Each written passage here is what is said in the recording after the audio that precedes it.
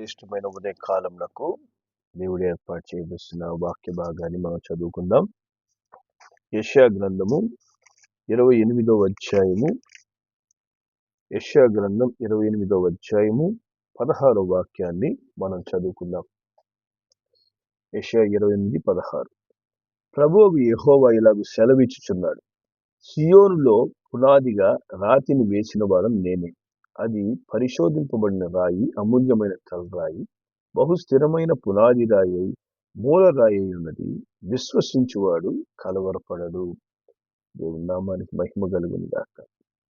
కాబట్టి దేవుని వాక్యం ఇక్కడ మనతో ఏం సెలవిస్తుందంటే, విశ్వసించేవాడు, ప్రభువునందు విశ్వాసం ఉంచిన వాడు కలవరపడడు. దేవుని నామానికి మహిమ కలుగును గాక. మన జీవితంలో ప్రతిదినము కలవరపరిచే పరిస్థితులను మనము అనేకం ఎదుర్కొంటుంటాం. మరి మనం అనేక మందిని మనం గమనిస్తుంటాం. చిన్న చిన్న విషయాలకే వాళ్ళు కలవరపడి భయపడిపోతుంటారు. చూడడానికి మనుషులు చాలా బలవంతులుగా, అన్ని ఎటువంటి పరిస్థితి వచ్చినా ఎదుర్కొనే వారిలాగా కనబడుతుంటారు. కానీ ఆకార రూపంలో ఒక చిన్న పరిస్థితి, ఒక చిన్న శోధన, ఒక చిన్న ఇబ్బంది వచ్చిందంటే వాళ్ళు పిరికి వాళ్ళలాగా కలవరపడిపోతుంటారు, పిరికి వాళ్ళలాగా భయపడిపోతుంటారు. చిన్న చెడ్డ కల వచ్చినా, వారికి విరోధంగా చెడుగా ఎవరు మాట్లాడినా, ఏదైనా ఒక బలహీన ఆలోచన వాళ్ళకి వచ్చినా వెంటనే ఇంకా దిగులు, కలవరము, భయము పుట్టుకుంటుంటాయి. దేవుడు అంటున్నాడు, నా యందు విశ్వాసం ఉంచిన వాడు దేనికి కూడా కలవరపడడు. హల్లెలూయా. ఏ పరిస్థితికి కూడా మనం కలవరపడాల్సిన అవసరం లేదు. దేవుడు మనకు తోడై ఉన్నాడు. దేవుడు మన పక్షమున ఉండగా మనకు విరోధి ఎవడు అని దేవుని వాక్యం సెలవిస్తుంది. హల్లెలూయా. కాబట్టి దేవుని బిడ్డలైన వారు ధైర్యముగా ఉంటారు. దేవుని బిడ్డలు మరి అనవసరపు కలవరాలను వాళ్ళ హృదయంలోకి రానియరు. దేవుని బిడ్డలకు సమస్యలు రాక కాదు, లోకస్తుల కంటే అధికమైనటువంటి సమస్యలు దేవుని బిడ్డలకు వస్తాయి. నీతిమంతులకు కలుగు ఆపదలు అనేకములు అని దేవుని వాక్యం చెప్తుంది. కానీ వారు నమ్ముకున్న ప్రభు వాటన్నిటి నుంచి వారిని విడిపిస్తాడు, తప్పిస్తాడు, ఘనపరుస్తాడు. హల్లెలూయా. దేవుని నామానికి మహిమ కలుగును గాక. మనకు విశ్వాసం కలిగి మనం జీవించాలంటే, కలవరపడక మనం ఉండాలి అంటే మనకు కావాల్సింది ఏంటి అంటే, దేవుని వాక్యం చెప్తుంది. సామెతల గ్రంథము 14వ అధ్యాయం 26వ వచనాన్ని మనం చదువుదాం. దేవుని వాక్యం చెప్తుంది ఇక్కడ, యెహోవా యందు భయభక్తులు కలిగి ఉండుట బహుధైర్యమును పుట్టించును. హల్లెలూయా. కాబట్టి మనకు కలవరం స్థానంలో బహుధైర్యం కావాలి. ఏ పరిస్థితులైనా ధైర్యంగా నేను ఎదుర్కోవాలి అంటే దేవుడు అంటున్నాడు, నా యందు భయము, భక్తి నీకుండాలి. హల్లెలూయా. భయభక్తులుంటే ధైర్యం కలుగుతుందా? భయభక్తులు ఎప్పుడైతే మనకు ఉంటుందో, దేవుడంటే ప్రతి విషయంలో, ప్రతి సమయంలో నువ్వు భయపడతావో, దేవుడు ఎటువంటి వాడో నువ్వు అర్థం చేసుకుని భయపడతావు. ఆయన శక్తి సామర్థ్యాలు గ్రహించి నీలో భయం వస్తుంది. ఇప్పుడు ఉదాహరణకి ఒక స్కూల్లో ఒక పిల్లల్ని తీసుకుందాం. వాళ్ళ క్లాస్లో ఒక 5 మంది టీచర్లు ఉన్నారనుకోండి. పిల్లలు 5 మంది టీచర్లకు భయపడతారా, లేదా వారిని దండించే టీచర్కి భయపడతారా? వారిని ఎవరు దండిస్తారో ఆ టీచర్ భయపడతారు. ఆ టీచర్ వచ్చినప్పుడు భయభక్తులతో కూర్చుంటారు. మిగతా టీచర్లు వచ్చినప్పుడు భయం లేకుండా ఉంటారు. మరి అదే విధంగా దేవుడు మనల్ని దండించేవాడు కాదు, మనల్ని ప్రేమించేవాడు, మనల్ని క్రమముగా జీవించాలని, ఆయనందు భయభక్తులు కలిగి జీవించాలని ఆశించే దేవుడు ఆయన. ఆయన మనల్ని రక్షించుకొనడానికి కల్వారి శిలువలో తన ప్రాణముని పెట్టి తన ప్రేమను చూపించాడు. ఆ ప్రేమను నిజంగా అర్థం చేసుకుని ఆయనని గౌరవించే వాళ్ళు దేవునియందు భయం కలిగి జీవిస్తారు. అంటే గౌరవపూర్వకమైన భయం అది. దేవుని ఘనపరుస్తున్నటువంటి భయం అది. దేవుడు నా కొరకు ప్రాణమే పెట్టినప్పుడు నా పరిస్థితులన్నిటి నుంచి ఆయన నాకు తోడై ఉండి నన్ను తప్పించగలడు, నన్ను బలపరచగలడు, నన్ను నడిపించగలడు అనేటువంటి ధైర్యంతో కూడిన భయభక్తి. హల్లెలూయా. అట్టి దేవుని యందు భయం ఉండేవాడు లోకంలో ఏ పరిస్థితికి కూడా కలవరపడ్డు. దేవుని భయం లేకుండా జీవించువాడు ప్రతి దినము ఒక కలవరంలో ఉంటాడు. ప్రతి దినము ఒక భయముతో జీవిస్తూ ఉంటాడు. చూడండి, యెషయా గ్రంథము 21వ అధ్యాయం. యెషయా గ్రంథము 21వ అధ్యాయం 4వ వచనం. ఇక్కడ వాక్యం చెప్తుంది, నా గుండె తటతటా కొట్టుకొంచున్నది, మహాభయము నన్ను కలవరపరచుచున్నది. నాకిష్టమైన సంధ్య వేళ నాకు భీకరమైనది. చూసారా, కలవరం ఎప్పుడు వస్తా అంటే మహాభయం. మహాభయము దేని మీద ఉంది? నువ్వు ఎదుర్కొంటున్నటువంటి పరిస్థితిని బట్టి భయము, నువ్వు ఎదుర్కొంటున్నటువంటి సమస్య బట్టి భయము, నీకు విరోధంగా ఉన్నటువంటి మనుషుల గురించిన భయము. మనము ఎవరి యందు భయం కలిగి ఉండాలి? దేవుని యందు భయం కలిగి ఉండాలి. హల్లెలూయా. దేవుని భయం కలిగిన వాడు దేవునికి లోబడి జీవిస్తాడు. దేవునికి లోబడి జీవించేవాడే, వాక్యానుసారంగా జీవించేవాడే నీతిమంతుడు. నీతిమంతులు ఎలా ఉంటారు? సామెతల గ్రంథం 28వ అధ్యాయం 1వ వచనం చెప్తుంది, నీతిమంతులు సింహం వలె ధైర్యంగా ఉంటారంట. హల్లెలూయా.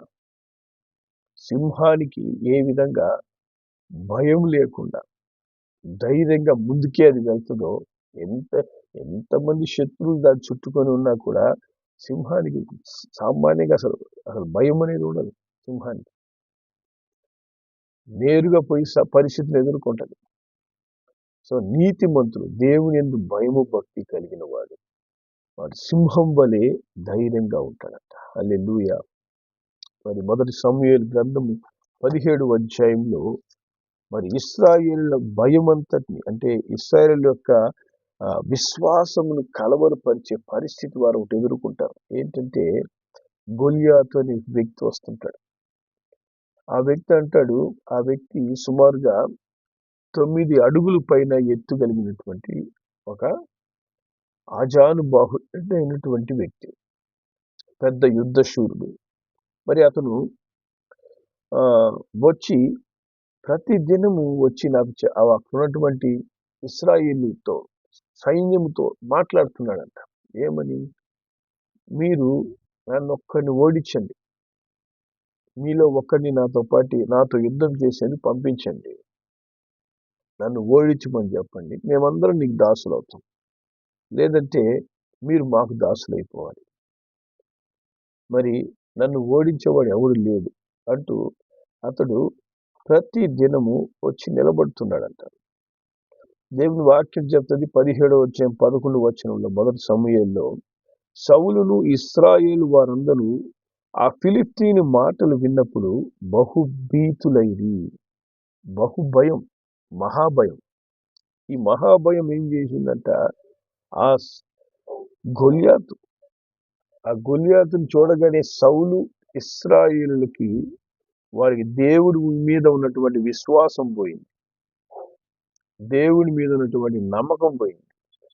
ప్రభువు మనకు తోడై ఉన్నాడు, మరి ప్రభువు మీద మనం ఆధారపడాలి అనేటువంటి నిరీక్షణ కోల్పోయిన వారిగా వాళ్ళు తయారైపోయారు.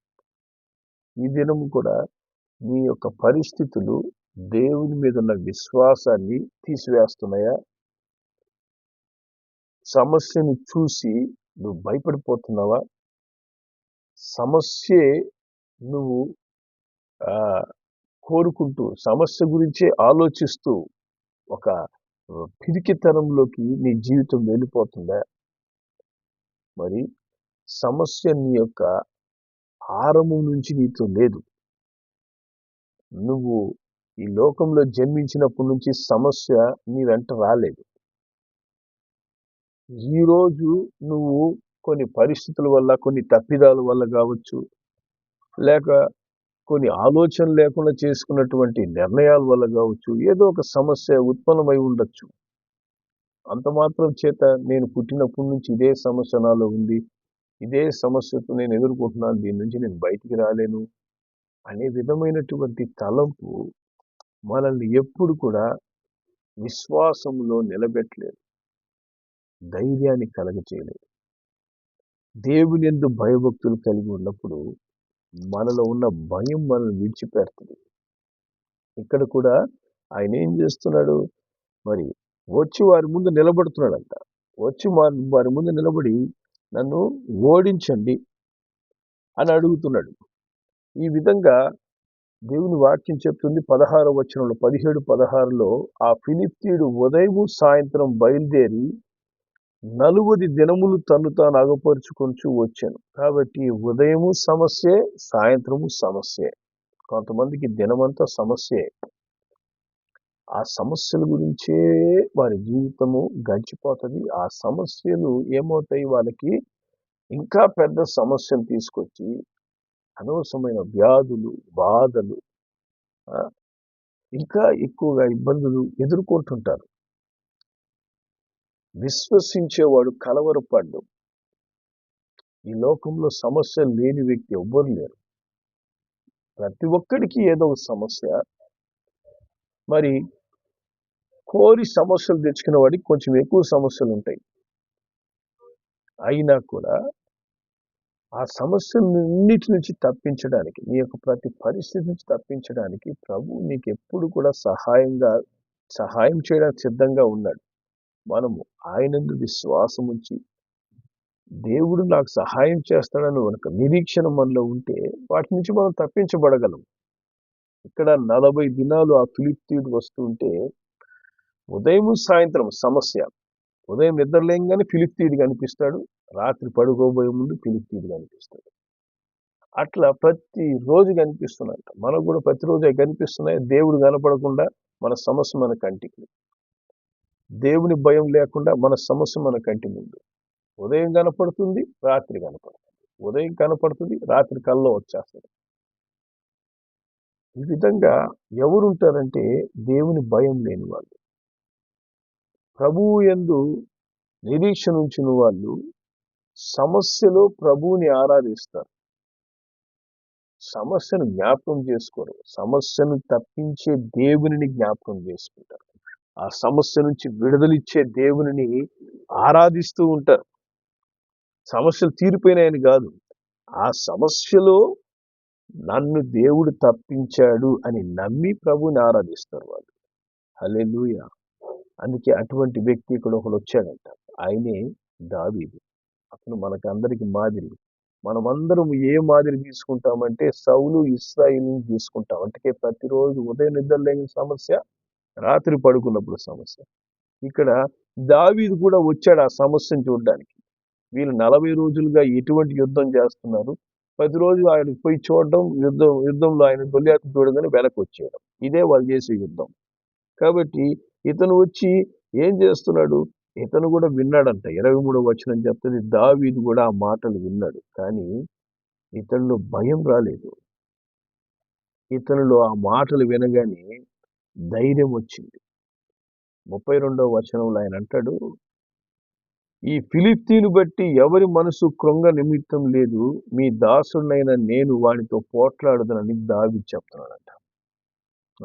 అప్పటిదాకా దేవునికి ప్రార్థన చేస్తూ దేవుని యందు భయభక్తులు కలిగిన ఇశ్రాయేలీయులు పెద్ద సైన్యం అక్కడ ఉంది. వీళ్ళలో ఎవ్వరిలో కూడా ఆ ధైర్యం రాలే. వారెవ్వరికి కూడా ఆ గొల్లియాతును చూసినప్పుడు నేను ఆరాధించే దేవుడు, నేను నమ్ముకున్న దేవుడు, నేను నేను నమ్ముకున్న ఆ జీవం గల దేవుడు ఈ పరిస్థితి నుంచి, గొలియాతు నుంచి మాకు విడుదలిస్తాడు అనే నమ్మకం ఒక్కరిలో లేదు. అంటే దాని అర్థం ఏంటి? అనేక మంది క్రైస్తవులు విశ్వాసం లేకుండా ఆరాధిస్తారు దేవుణ్ణి. దైవ భయం లేకుండా ప్రభువుని ఆరాధిస్తుంటారు. దేవుని యందు నిరీక్షణ ఉంచకుండా దేవుని ని నమ్ముకుంటారు. అటువంటి నమ్మకాలు మన సమస్యల నుంచి మనకు విడుదలివ్వు. దేవుని నమ్ముతున్నావా? దావీదు వలె నువ్వు నమ్ము. ఎటువంటి సమస్య వచ్చినా వాటన్నిటి నుంచి నా దేవుడు నాకు తోడై ఉండి తప్పించగలడు అని విశ్వాసం మనలో ఉండాలి. దావీదు అంటాడు, మరి 37వ వచనంలో, ఇంతకుముందు సింహం బలం నుంచి నన్ను తప్పించాడు, ఎలుగుబంటి బలం నుంచి తప్పించాడు. ఈ ఫిలిష్తీయుణ్ణి నేను ఓడించడానికి దేవుడు నాకు తోడై ఉన్నాడు. హల్లెలూయా. ఇంతకుముందు ఎన్నో సమస్యలు ఎదుర్కొన్నావు, వాటన్నిటి నుంచి దేవుడు నిన్ను తప్పించాడా లేదా? అవన్నీ మర్చిపోయి మళ్ళా ఈ ఒక్క సమస్యను మట్టుకే ధ్యానిస్తూ సంవత్సరాలు ఆ సమస్య కొరకే జీవిస్తూ, నేను దేవుని కొరకు కాదు సమస్య కొరకు నేను జీవిస్తున్నాను. పోనీ ఆ సమస్య విడుదల పొందుకునే మార్గాలు అన్వేషిస్తున్నారా? ఆ సమస్య నుంచి బయటికి వచ్చే ప్రయత్నాలు చేస్తున్నారు, అడుగులు వేస్తున్నారంటే అడుగులు వేయరు. ఏ విధమైన స్టెప్స్ తీసుకోకుండా మనం అదే సమస్యలోనే ఉన్నప్పుడు ప్రభువు కూడా మనకు సహాయం చేయడు. ఈ 40 దినాలు వాళ్ళు గొలియాతును చూసినప్పుడు దేవుడు వాళ్ళకి సహాయం చేశాడా? ప్రతిరోజు ఉదయం గొలియాతు కనపడాడు, సాయంత్రము గొలియాతు కనపడుతున్నాడు. ఉదయం రాత్రి చూసినప్పుడు వాళ్ళకి దేవుడు సహాయం చేయలేదు. ఎందుకని సహాయం చేయలేదు? ఎవరికి దేవుని మీద విశ్వాసం లేదు. దేవుని మీద విశ్వాసం లేనప్పుడు దేవుడు సహాయం చేయడు. ప్రభువు మీద ఆధారపడే అనుభవాలు లేకుండా మనం క్రైస్తవులని చెప్పినంత మాత్రాన దేవుడు ఎటువంటి సహాయం చేయడు. దేవుని మీద విశ్వాసం కలిగినటువంటి ఒక్క దావీదు అతను వచ్చి చెప్తున్నాడు, ఇదో ఈ ఫిలిష్తీయుణ్ణి నేను కుక్కని చెప్పినట్టు చంపుతానంటున్నాడు. ఒకటే మాట. అతను అంటాడు, ఆ ఫిలిష్తీయుడు 43వ వచనంలో ఆ ఫిలిష్తీయుడు అంటున్నాడంట, కర్ర తీసుకొని నా మీద కూర్చున్నావే, నేను కుక్కనా అని దావీదు అడుగుతున్నాడంట. దావీదుని శపిస్తున్నాడంట. కర్ర తీసుకుని వస్తున్నావు, ఏం నేను ఎట్టున్నాను, నేను పెద్ద యుద్ధశూరుణ్ణి అయితే నన్ను చంపడానికి కర్ర తీసుకుని వస్తున్నావు అంట.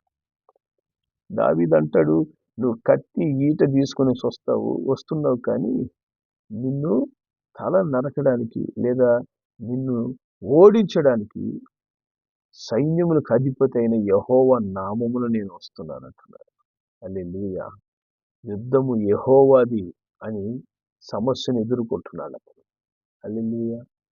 నీ సమస్యను ఎదుర్కోవడానికి నీ శక్తి కాదు, నీకు దేవుని శక్తి కావాలా, దేవుని సహాయం కావాలా. దావీదు అదే మాట చెప్తున్నాడు. ఈ సమస్యను 40 దినాల నుంచి చూసిన వాళ్ళు ఎవ్వరు కూడా దేవుని సహాయంతో మనం యుద్ధాన్ని జయిస్తామని అనుకోలేదు. దావీదు ప్రతి పరిస్థితిలో, ప్రతి సమస్యలో దేవుని సహాయాన్ని అనుభవించి పరిస్థితులు జయించాడు. కాబట్టి అతను ఏమంటున్నాడంటే, యుద్ధం నేను కాదయ్యా చేసేది, దేవుడు చేస్తాడు నా పక్షమున. ఈ సమస్యను నేను కాదు దాటేది, దేవుడు నాకు తోడై ఉండి ఈ సమస్యలో నాకు జయం ఇస్తాడు. నేనేం చేయాలా? దేవుని యందు విశ్వాసం. నేనేం చేయను, గమ్ముగా ఉంటాను, దేవుడే నన్ను విడిపించాలా, చేస్తే చేస్తాడు, లేకపోతే లేదు అంటే ఏది అది నువ్వు విశ్వసించి ప్రభు మీద ఆధారపడి పలికే మాట కాదది. ప్రభు యందు విశ్వాసం ఉంచినప్పుడు హృదయపూర్వకంగా దేవుని ఆరాధిస్తూ స్తుతిస్తూ ఆ సమస్యల నుంచి బయటికి రావడానికి మార్గాన్ని దేవుడు ఏది చూపిస్తున్నాడో ఎదురు చూసి ఆ సమస్య నుంచి బయటికి రావాలి. దేవుడు తప్పక ప్రతి సమస్యకు ఒక ముగింపునిస్తాడు. నీ జీవితంలో అనేక సమస్యల నుంచి తప్పించిన దేవుడు ఆయన. ఎన్నో పరిస్థితుల నుంచి ఆయన నిన్ను కాపాడాడు, రక్షించాడు.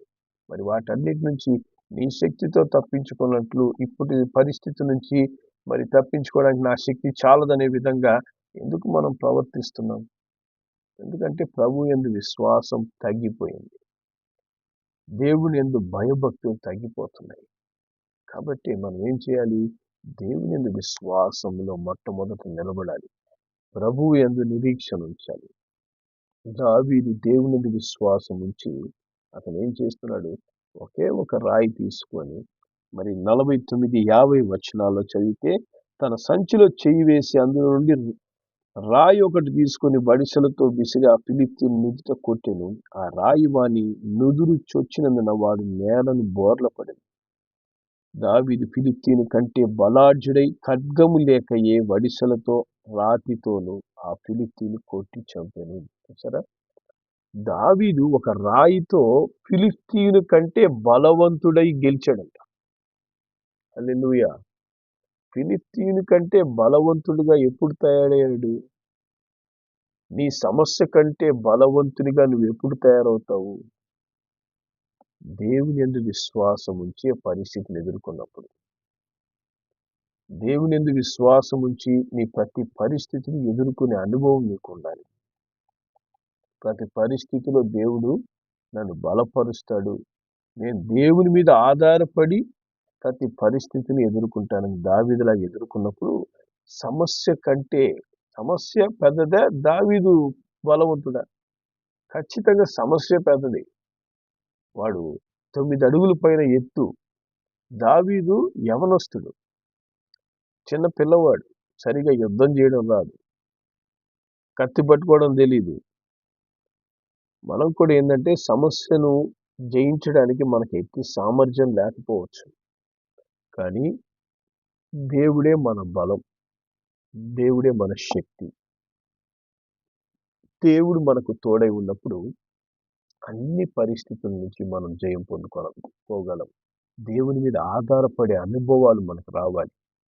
దేవుని విశ్వాసం మనము దినదినం అభివృద్ధి చేసుకోవాలి. ఎట్లా విశ్వాసాన్ని పెంచుకుంటావు? వాక్యాన్ని ఎక్కువగా ధ్యానించాలి. సమస్యను ఎక్కువగా ధ్యానించద్దండి. పరిస్థితుల గురించి ఎక్కువగా పట్టించుకొని పరిస్థితుల గురించి ఆలోచించి మనం అవిశ్వాసంలో పడిపోతాం. పరిస్థితి కంటే అధికంగా ప్రభు యందు మనలో విశ్వాసం పెరగాలి. దానికి వాక్యాన్ని చదవండి, విశ్వాసంతో చదవండి. కథల పుస్తకం చదివినట్టు చదువుకుంటారు, అంటే చదివిన మనకి విశ్వాసం పెరగదు. దేవుడు నాతో మాట్లాడుతున్నాడు అని ప్రార్థనా పూర్వకంగా దేవుని వాక్యాన్ని మనం ధ్యానించాలి. వినుట వలన విశ్వాసము కలుగును, వినుట దేవుని గురించిన మాట వలన కలిగిన ఉంటుంది. దేవుని మాటను ఎంతగా ధ్యానిస్తావో, ఎంతగా వాక్యాన్ని వింటావో, హృదయపూర్వకంగా విశ్వాసంతో వాక్యాన్ని ధ్యానిస్తావో, నీలో విశ్వాసం కలవరం స్థానంలో విశ్వాసం వచ్చి నిన్ను బలపరుస్తుంది. ప్రభుతో సహవాసం మనం చేయాలి. దావీదు ఎక్కువగా ప్రభుతో సహవాసం చేస్తాడు. ప్రభుతో మనం అధికంగా సహవాసం చేసినప్పుడు మన విశ్వాసం పెరుగుతుంది. లోకంతో అధికంగా సహవాసం చేస్తున్నప్పుడు మన విశ్వాసం పెరగదు. దేవుని కార్యాలు మనం చూడలేము, జయించలేము మన పరిస్థితుల్ని. కాబట్టి పరిస్థితులన్నిటి మనం దాటి ముందుకు పోయి జయ జీవితంలో నిలబడాలంటే దావీదు వలె సమస్య కంటే బలవంతునిగా మనం మారాలంటే దేవుని యందు విశ్వాసం ఉంచాలి, దేవునిపై ఆధారపడాలి, దేవుని బిడ్డలతో సహవాసం మనకు ఉండాలి. ఇటు అనుభవాల్లో నువ్వు ప్రతిదినం పెరుగుతూ ఎప్పుడు ప్రభువుని ఆరాధిస్తూ గణపరుస్తూ ముందుకు నడిచినప్పుడు సమస్యలన్నీ చిన్నవైపోతాయి. దేవుడు నీ హృదయంలో చాలా పెద్దవాడిగా మారిపోతాడు. సమస్యలు నా దేవుని ముందు నిలబడలేవు, నా ముందు నిలబడలేవు అనేటువంటి గొప్ప ధైర్యం నీకు వస్తుంది. ఆ ధైర్యం లేనివాడు ప్రతి దినము బాధపడుతూనే ఉంటాడు. ఆ దేవునిందు భయము భక్తి లేనివాడు ప్రతి దినం కలవరపడుతూనే ఉంటాడు. నువ్వు కలవరపడే పార్టీనా, లేకపోతే ధైర్యంతో యేసు వెంట నడిచే పార్టీలో నువ్వు ఉన్నావా? యేసే బిడ్డవా, లేకపోతే కలవరంతో నింపబడి దుష్టునితో సహవాసం చేస్తున్నావా? ప్రభువుతో సహవాసం చేసినప్పుడు మనకు సమాధానం దొరుకుతుందంట. ప్రభువుతో మనం సహవాసం చేసినప్పుడు సమస్యలన్నీ కూడా దాటి మనం ముందుకు పోగలం. ప్రభు అట్టి కృపను మనకు దయచేయునుగాక. ప్రేమగల మా తండ్రి, పరిశుద్ధుడా, మీకు వందనాలు, స్తోత్రం చెల్లిస్తున్నాను. ఈ ఉదయకాల సమయంలో నీ బిడ్డలు నైనా ఏ సమస్యతో అయినా దినాన్ని ప్రారంభించి ఉన్నారు, ఏ సమస్యలు అయినా ప్రతి దినం ఉదయము సాయంత్రం వారిని భయపెడుతూ ఉన్నాయో అయినా సమస్యలన్నీ మీ చేతికి తీసుకొని వస్తున్నాం. పరిశుద్ధుల సమస్య కంటే ప్రభు శక్తిమంతుడు. ఆయనకు అసాధ్యమైనది ఏదీ లేదు. ప్రతి పరిస్థితి నుంచి ఆయన మమ్మల్ని తప్పించగలడు అనే ఒక విశ్వాసం, నిరీక్షణ మీ బిడ్డల్లో కలుగు రీతిగా దేవుని యందు భయము భక్తి కలుగచేయండి. దేవుని యందు ఆధారపడే అనుభవాల్లో బిడ్డలు మీరు నడిపించండి.